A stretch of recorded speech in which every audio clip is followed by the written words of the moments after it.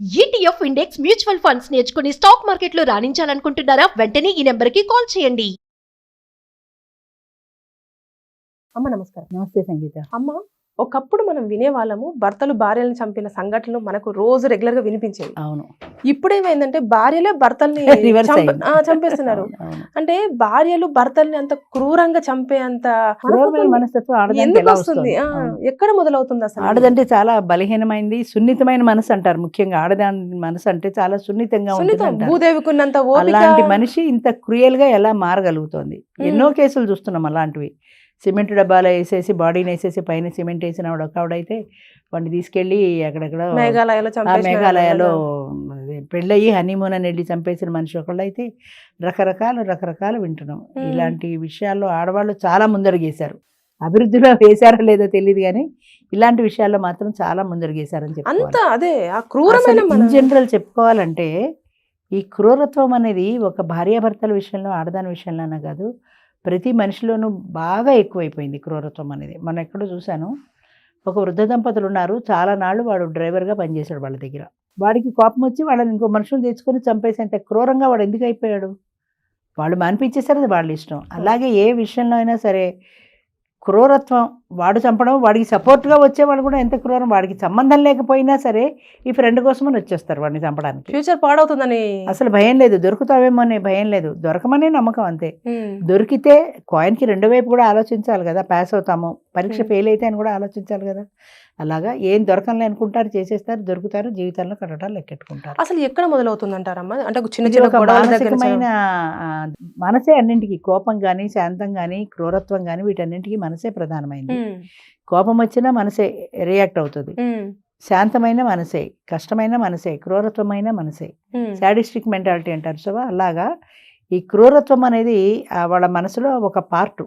అది ఆ పార్టు బాగా ప్రేరేపితం అయినప్పుడు అది ఎక్కువ అవుతుంది. ఇప్పుడు మనం ఉన్నాం, నార్మల్గా శాంతంగా ఉంటాం, ఎక్కడో ఏదో కష్టం వస్తుంది, చికాకులో ఉంటాం. ఆ చికాకులో ఎవరో ఏదో ప్రశ్న ఇస్తే వాళ్ళ మీద విరుచుకు పడిపోతాం. ఆ కోపం వాళ్ళ మీదే ప్రదర్శిస్తాం, ఎందుకంటే అసలే మనసులో ఆ కోపం ఉంది కాబట్టి. అలాగే ఈ సాడిస్ట్ మెంటాలిటీ వాళ్ళు, ఈ క్రూరత్వం ఉండే వాళ్ళ మనసు కూడా ఆ టైంలో ఆ క్రూరత్వాన్ని ప్రేరేపిస్తుంది. ఆ ప్రేరేపించినప్పుడు ఆ పని చేసేయాలనుకుంటారు అంతే. అది క్రూరమైంది, ఈ పని చేస్తే మనం పోలీసులకు పట్టుబడితే కష్టం, అదేమీ ఆలోచించదు. తాత్కాలికమైన ఆ కోపం, ఆ ఆవేశము ఆ పని చేసేలా చేస్తుంది. అలాగే ఆడవాళ్ళు కూడా భార్యాభర్తల విషయమే తీసుకుంటే, భర్త ఆమెతో సరిగా లేడో, ఈమె ఎక్స్పెక్టేషన్స్కి తగినట్టు లేడు. మెయిన్ అది తగినట్టు, ఈమె ఎక్స్పెక్టేషన్స్కి తగినట్టు లేడు. వాడు నా ఎక్స్పెక్టేషన్స్కి తగినట్టు లేడు అని ఎప్పుడైతే ఆ భావం ఈమె మైండ్లో పడిందో, వాడిని చూసినప్పుడల్లా ఆవిడకి కోపమే వస్తుంది. ప్రేమ ఎక్కడ వస్తుంది వాడి మీద? అంటే ఇంకా చంపేయడమేనా? ఇంకా కోపం వచ్చేస్తే అంతే, కోపం వచ్చేస్తుంది. ఆ కోపంతో వాడిని వదిలించుకునే మార్గం చూసుకుంటుంది. వాడిని వదిలించుకునే మార్గం చూసుకుంటే ఒకటి చంపేయడం శాశ్వతమైన అది కదా. రెండోది ఏంటంటే, ఆమెకి ఎవరితోటో రిలేషన్ ఉంటుంది, ఎవరినో ప్రేమించింది, ఎవరినో పెళ్లి చేసుకుందాం అనుకుంది. పెళ్లి చేసుకుందామంటే వాళ్ళ పెద్దవాళ్ళు ఏదో నచ్చ చెప్పారు, వీడినిచ్చి పెళ్లి చేశారు. ఈ పెళ్ళి ఆమెకి ఇష్టం లేదు. ఇష్టం లేకపోయినప్పుడు ముందే వాళ్ళతో గట్టిగా దెబ్బలాడితే పోయేది కదా, పెద్దవాళ్ళతో, పేరెంట్స్తో, నేను చేసుకోను అని. అప్పుడు ఒప్పుకుంటారు, చక్కగా తలంచుకుని తాళి కట్టించుకుని. ఇప్పుడు ఆ మేఘాలయ సీన్ చూడరాదు, హనీమూన్ కూడా వచ్చారు. ఆమె పాత ప్రియుడు ఇంకా ఎవరో ఇద్దరు ముగ్గురు వేసుకొని వచ్చాడు, వాడిని చంపేశాడు. ఈ పని ఎందుకు చేస్తున్నారు అంటే, వాడి పీడ వదిలించుకోవడం ఒక్కటే ఆలోచిస్తారు కానీ దీని తర్వాత ఫ్యూచర్ అంటే ఆలోచించరు.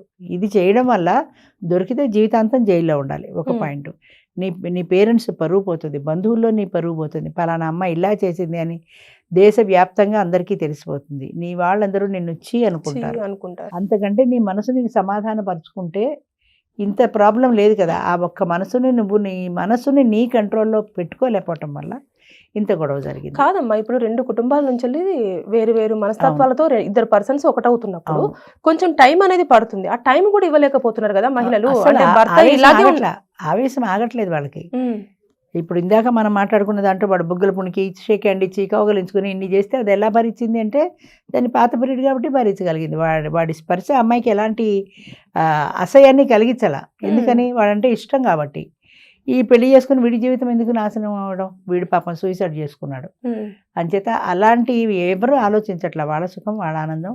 తాత్కాలికమైన ఆవేశం వస్తే ఆ ఆవేశంలో యువతల వ్యక్తి మీద ఎలా రివెంజ్ తీర్చుకోవాలి, ఎలాంటి దాంతో వాడి పీడ నేను విరగడ చేసుకోవాలి. రివెంజ్ తీసుకోవాలనుకుంటే రకరకాలుగా వేలుంటాయి. విడాకులు ఇచ్చుకొని విడిపోవచ్చు కదా, హాయిగా ఎవరి జీవితం వాళ్ళది ఉంటుంది కదా.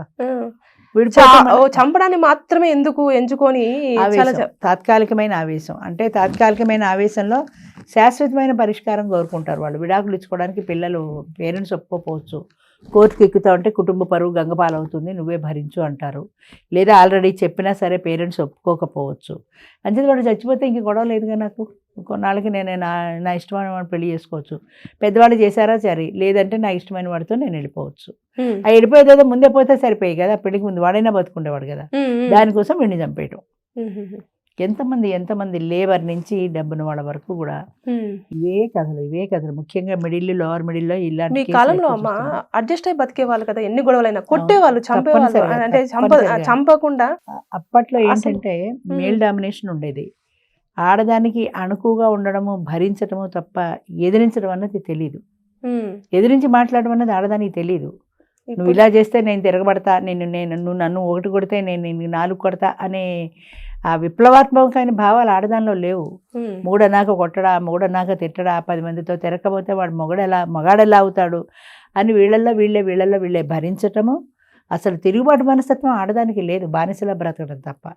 అంతేకాకుండా వాళ్ళ పేరెంట్స్ కూడా అంతే చెప్పేవారు, నీ మొగుడు చెప్పినట్టు నువ్వు వినవలసిందే, నీకు చావైనా బతికైనా అక్కడే, నువ్వు వెనక్కి తిరిగి రావడానికి వీల్లేదు. మెయిన్ అది. సపోర్ట్ లేదు, ఎక్కడికి వెళ్తుంది బయటికి వెళ్ళి, పుట్టింటాలు రానివ్వరు, అత్తింట్లో పట్టలేదు, చదువు లేదు. పూర్వం అసలు స్త్రీ విద్య ఎక్కడుంది, చదువుకోవడానికి లేదు. అంతే చదివి 4-5 క్లాసులకి ఉద్యోగాలు ఎవరిస్తారు, ఎలా పోషించుకుంటుంది, పిల్లలు కూడా ఉంటే వాళ్ళని ఎలా పోషిస్తుంది. అంచేత వేరే దారి లేక చచ్చినట్టు అక్కడే ఉండేవాళ్ళు. అది వెళ్ళి మార్గం లేదు, వేరే వెళ్ళి బతకడానికి మార్గం లేదు, పుట్టింటి సపోర్ట్ లేదు, నువ్వు రామ్మా నేను చదివిస్తా అనేవాళ్ళు లేరు.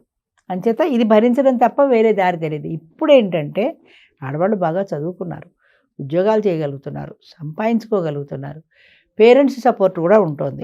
చాలామంది పేరెంట్స్ సపోర్ట్ ఉంటుంది. ఇది నాకు ఇక్కడ వాడితే పడలేదమ్మా అంటే, పోలేమ్మా వచ్చేసాయి అంటున్నారే తప్ప నువ్వు రావడానికి వీల్లేదని పేరెంట్స్ అంటలేదు. కాబట్టి ఇటు పుట్టింటి సపోర్ట్ ఉంది, అటు ఆర్థిక స్వాతంత్రం ఉంది, చదువుకున్నారు, ఉద్యోగం చేసుకుంటున్నారు. కాబట్టి ఈ 2 కూడా ఆడదానిలో అనకూడదు, కానీ సెల్ఫ్ కాన్ఫిడెన్స్ అవని అగ్రెసివ్గా కూడా తయారు చేసే మనుషుల్ని. నా బ్రతుకు నేను బ్రతకగలను అన్న ధీమా ఆడదానిలో ఎప్పుడైతే వచ్చిందో ఎవరిని కేర్ చేయాల్సిన పని లేదు. పుట్టింటి వారేంటి, అత్తింటి వారేంటి, మొగుడేంటి, సొసైటీ ఏంటి, సొసైటీ పట్ల భయం అసలు లేదు. పొరం అంటే పరువు హత్యలు, పరువు పోతుంది అని ఇలాంటివి ఉండేవి.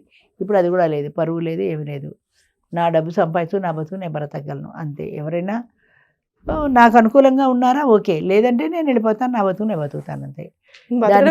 వెళ్ళిపోతే ఓకే అమ్మా, కాకపోతే వెళ్ళిపోకుండా చంపేస్తున్నారు మనుషుల్ని. అసలు అబ్బాయిలు అయితే పెళ్లిళ్ళు చేసుకోవాలంటే భయపడుతున్నారు. అవును, ధైర్యం చేసి వాడు 35 ఏళ్ళ వాడు పెళ్లి చేసుకుంటే ఇందాక పోలీస్ స్టేషన్ కేసులాగా, విజయవాడ కేసులాగా అలా మోసపోతున్నారు. అదొక భయం. అంచేత మగవాడికి సెక్యూరిటీ లేదు ఈ రోజుల్లో, మగవాడికి సెక్యూరిటీ లేదు. ఆడదానికి రక్షణ అంటారు కానీ మగవాడికి రక్షణ లేని రోజులు వచ్చాయి, మగవాడు జాగ్రత్త పడాల్సిన రోజులు వచ్చాయి. చెమ్మనక్కడ బొమ్మ అనేదో సినిమా వచ్చింది, అందులో ఆడది మగాడు ఆడది అలా రివర్స్ ఉంటారు. సో అలా అయిపోయింది. చట్టాలన్నీ అమ్మాయిలకు ఉన్న చట్టాలన్నీ ఇప్పుడు పాపం అబ్బాయిలకు వర్తిస్తాయేమో, అట్లా ఉంది పరిస్థితి. వాళ్ళు ఎక్కడికి వెళ్ళినా సరే వాళ్ళకు మగాడికి రక్షణ లేదు ఈ రోజుల్లో. అంచేత వాడి జీవితమే భ్రష్టు పట్టిపోయింది. అమ్మాయిలు చాలా ఫాస్ట్ ఫార్వర్డ్ అయిపోయారా, లేకపోతే మెంటాలిటీ మార్చేసుకున్నారా, లేకపోతే అన్ని రకాలు ఫాస్ట్ ఫార్వర్డ్ అయిపోయారు. ఆర్థిక స్వాతంత్రం అన్నింటికీ మూలం అమ్మ. ఆర్థిక స్వాతంత్రం వచ్చింది, నా బ్రతుకునే బ్రతకగలనే ధీమా వచ్చింది. ఇదివరకు ఆర్థిక స్వాతంత్రం లేదు, వాళ్ళ బతుకు వాళ్ళ బ్రతకగలనే ధీమా లేదు, పేరెంట్స్ సపోర్ట్ లేదు. ఇప్పుడు అన్నీ వచ్చేసాయి కాబట్టి పేరెంట్స్ సపోర్ట్ ఉంది. పేరెంట్స్ సపోర్ట్ లేకపోయినా మా బతుకు మేము బతకగలం, ఉద్యోగం చేసుకుని, చదువు ఉంది కదా. అంటే ఉమెన్ ఎంపవర్మెంట్ అనేది ఇచ్చిన సైడ్ ఎఫెక్ట్ ఇది. ఆడది బతకాల్సిందే, దానికి ఆర్థిక స్వాతంత్రం కావాల్సిందే, కానీ అది పక్కదారి పట్టకూడదు కదా. ఎవరిని నేను కేర్ చేయను, నా జీతం నాకు వస్తుంది అనే ధోరణి మంచిది కాదు కదా. అది పోయింది. అంచేత నా బతుకు నేను బ్రతకగలన్న ధీమా రావటం వల్ల ఎవరిని కేర్ చేయడం మానేశారు. పెళ్లి కావాల్సిన ఆడపిల్లలు ఉన్నారు, 25 ఏళ్ళు వచ్చి తల్లిదండ్రులే కేర్ చేయట్లేదు. వాళ్ళు పెళ్లి చేసుకోమంటే చేసుకో, నా ఇష్టం, నేను ఇలాగే ఉంటాను.